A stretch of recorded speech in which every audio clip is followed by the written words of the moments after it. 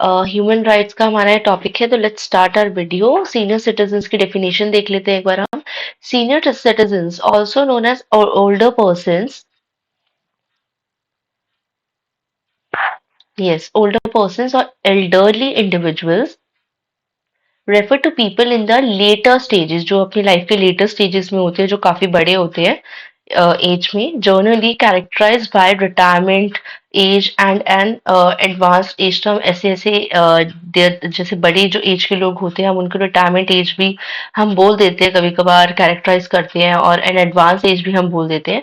The term varies across countries, but it commonly denotes individuals age 60 to 65 and above। तो किन को senior citizen में count किया जाता है? जो 60 या 65 से अबव होते हैं। So human rights consideration for senior citizens। So now we know senior citizen की कैटेगरी में कौन आता है। अब हम बात करते हैं ह्यूमन राइट्स की जो सीनियर सिटीजन के लिए बनी है। सबसे पहला आता है dignity and respect. Just because they are senior, तो एक तो सीनियर्स की तो वैसे जो डिग्निटी और रिस्पेक्ट सबकी इक्वली इंपॉर्टेंट है, बट जब बात आती है सीनियर सिटीजन की, तो हम हमेशा क्या कहते हैं कि आप एटलीस्ट सीनियर की तो रिस्पेक्ट करो, अपने बराबर वाले से थोड़ी सी रेज में ऊंची आवाज से बात करो, बट कम से कम अपने सीनियर से जब भी बात करो, सीनियर इन द सेंस जो एज में बड़े हैं, इस टाइम मैं उनकी बात करूँ जो एज में बड़े हैं, तो आप उनसे तो कम से कम अब जब भी बात करो तो अपनी आवाज को थोड़ा सा नीचे, अपने पिच को नीचे करके बात करो।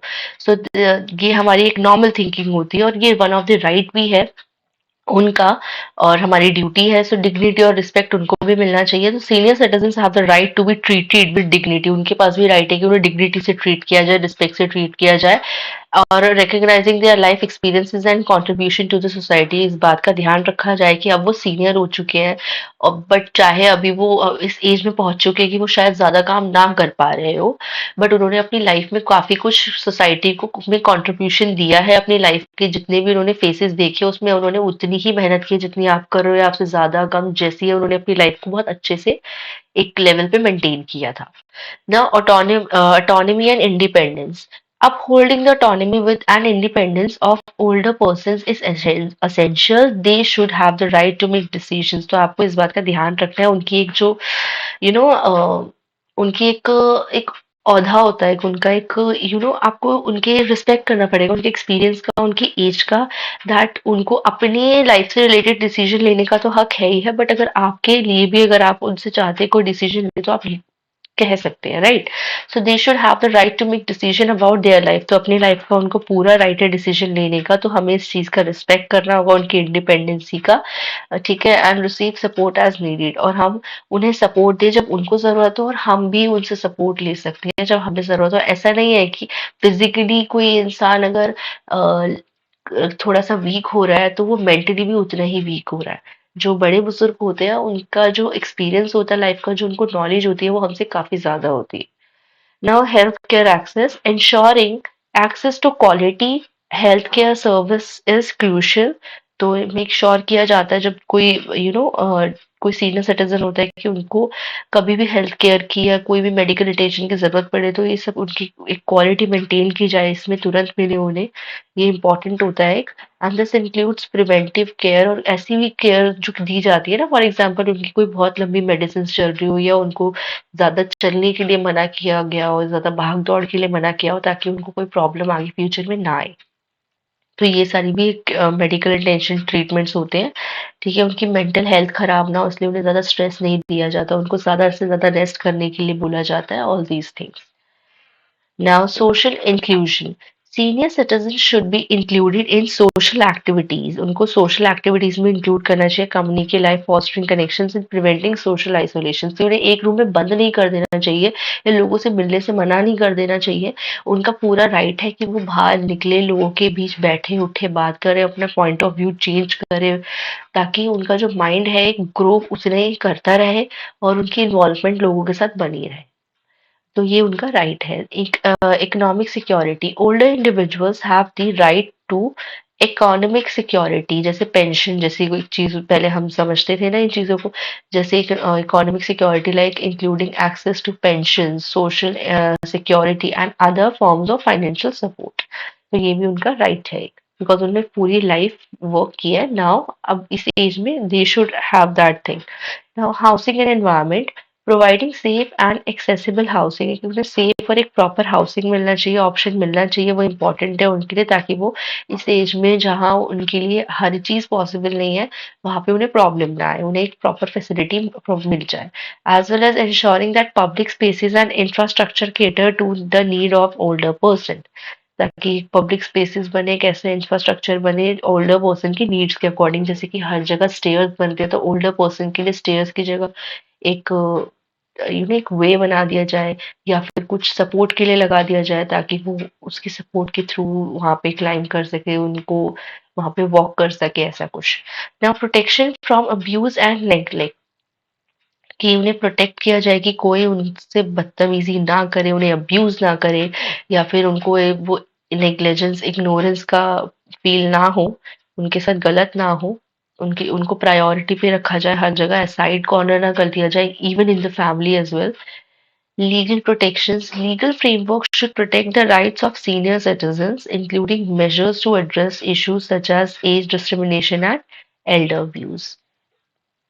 Cultural participation, encouraging participations in cultural and recreational cultural participation, उनको encourage किया जाए कि आप culturally किसी एक्टिविटीज में पार्टिसिपेट कर सकते हैं, कम्युनिटी में आगे चल के आप आगे पार्टिसिपेट कर सकते हैं, ताकि कनेक्शन बना रहे आपका कम्युनिटी के साथ। End of life care and dignified death, कि उनको एक, अगर जब उनकी लाइफ एंड हो रही है तो उसमें उन्हें प्रॉपर केयर मिले, ऐसा ना हो कि उस टाइम पे वो परेशान हो कि दे आर डाइंग, एंड जब उनकी डेथ हो रही है तो उनको एक डिग्निफाइड डेथ मिले, एक रिस्पेक्ट के साथ, एक ऑनर के साथ। Now, advocacy and representation, ensuring that older person have avenues for advocacy and representation in decision making process and that affect their life, तो उनके पास एक होना चाहिए, they should have an advocacy and representative, अगर उनको लगता है कि कोई डिसीजन मेकिंग प्रोसेस में उन्हें किसी की जरूरत है, रिप्रेजेंटेटिव की या किसी की, तो वो होना चाहिए, और वो खुद भी अगर कोई डिसीजन लेना चाहते हैं तो उन्हें वो भी मिलना चाहिए। तो एग्जाम्पल से समझते हैं, एक सीनियर सिटीजन है जो रिसीव कर रहे हैं मंथली पेमेंट, ठीक है, रिवर्स मॉर्टिगेज, जो अपने घर पे उन्होंने जो मॉर्टिगेज के ऊपर है एज अ प्रॉपर्टी ओनर, वो monthly for example payment receive कर रहे हैं, ठीक है, so on their home can enjoy income tax free, तो वो जो इनकम उनको रिसीव हो रही है वो टैक्स फ्री वो एंजॉय कर सकते हैं। Now we have a case law in the case of doctor Ashwini Kumar versus Union of India and other, wait a minute, in 2018। So जो डॉक्टर अश्विनी कुमार थे वो पिटिशनर थे, raised a public interest petition in the Supreme Court of India. His main aim, उनका main aim था to bring attention on the rights of elderly person in India. तो वो इस बात पे अटेंशन देना चाहते थे कि एल्डरली का वेल बींग, उनकी अच्छे के लिए उनका ध्यान रखा जाए, उनकी डिग्निटी का ध्यान रखा जाए, उनको फाइनेंशियल सिक्योरिटी मिले, elderly people को। So the case revolves around Article 21 of Indian Constitution, जो गारंटी करता है Article 21 Indian Constitution का right to life. So the Supreme Court in previous judgments had interpreted this right to include living with dignity and access to basic necessities like, तो ये supreme court ने अपने पिछले judgement में भी interpret किया था कि राइट जो है लाइफ का, उसमें क्या क्या इंक्लूड कर रहा है, living with dignity and access to basic necessities, जीने के लिए जो बेसिक नेसेसिटीज होती है वो एक इंसान का हक है, जैसे फूड, क्लोथिंग, शेल्टर, ये सब फंडामेंटल राइट्स में आ गए। सो डॉक्टर कुमार जो थे, यानी अश्विनी कुमार जो पिटिशनर थे, उन्होंने आर्ग्यू किया जो एल्डरली सिटीजन है उनको भी एक एडिक्वेट सपोर्ट मिलना चाहिए, एक डिग्निफाइड लाइफ मिलनी चाहिए, ठीक है, particularly as they become more vulnerable with age, क्योंकि एज के साथ इंसान की पार कम होती जाती है, they are not able to do any work, वो रिटायर हो जाते हैं, तो वहां पे दिक्कत आती है उनको, तो वो सपोर्ट उनको नहीं मिल पा रहा है प्रॉपरली। तो इसमें की इशू जो रेज हुआ था डॉक्टर अश्विनी कुमार के through, pension for the elderly, elderly को पेंशन मिलनी चाहिए। He argued that the pension amount given under the government scheme was insufficient, government scheme में जो पेंशन मिल रही थी वो इनसफिशिएंट थी, एक रीजनेबल पेंशन मिलनी चाहिए जो रिक्वायर्ड होती है नेसेसिटी कंप्लीट करने के लिए। Then shelter for the elderly, जो काफी एल्डरली है उनको प्रॉपर हाउसिंग नहीं मिल रहा, प्रॉपर शेल्टर नहीं मिल रहा, उस एज में उनको परेशानी हो रही है। So Dr. Kumar asked for the strong government support in this area, shelter वाले एरिया में। Healthcare and geriatric care, I guess, geriatric care. Juratic care, I guess. I am not sure with this word pronunciation. So Dr. Kumar urged better medical facilities and care specifically for elderly. तो उन्होंने कहा कि एक better medical facility provide की जाए, ठीक है, specifically elderly के लिए, कि उनको जब जब नीड है, लाइक उनको इस एज में एक एज आती है जिसमें ना प्रॉपर मेडिकेशंस चाहिए होते हैं। आप हल्का मतलब जब थोड़े भी बीमार होते हैं यंग एज में, क्या होता है कि आप दवाई लेते हैं 2-3 दिन आप ठीक हो जाते हैं। एल्डरली एज में आपकी दवाइयाँ कॉन्टिन्यूसली चलती है, लंबे टाइम तक चलती है, या you have to continue continue it, या लाइक ऐसे आपकी इलनेस इस टाइप की होती है, या कुछ पेन होते हैं जिसके लिए आप कॉमनली रोज मेडिसिन लेना पड़ता है। तो वहाँ पे उन चीज़ों का भी एक तरीके से एक एक्सपेंस बन जाता है, और एक अटेंशन, मेडिकल अटेंशन की कभी भी नीड पड़ सकती है। So implementation of the Maintenance and Welfare of Parents and Senior Citizen Act 2007. He highlighted that this act intended to protect, वो highlight करते कि ये जो act है वो implementation of maintenance and welfare of parents and senior citizen act 2007, इस act की बात कर रहे हैं। ये act intend करता है to protect elderly citizen was not being enforced properly। तो ये act properly enforce ही नहीं हो रहा, जिसमें बात की जा रही है कि elderly citizen को protect करना है। सो इसमें आर्ग्यूमेंट्स और ऑब्जर्वेशंस क्या है, जो पिटिशनर थे उन्होंने आर्ग्यू किया था that the Indira Gandhi national old age pension scheme, जो ऑफर करती है ₹200 per month for elderly citizen age 60 to 79 and 500 per month for those above 80, is inadequate. तो yes, of course it is inadequate. तो इसको बढ़ाया जाए। Now he referenced prior supreme court decision to emphasize that the right to live with dignity under Article 21 includes financial security।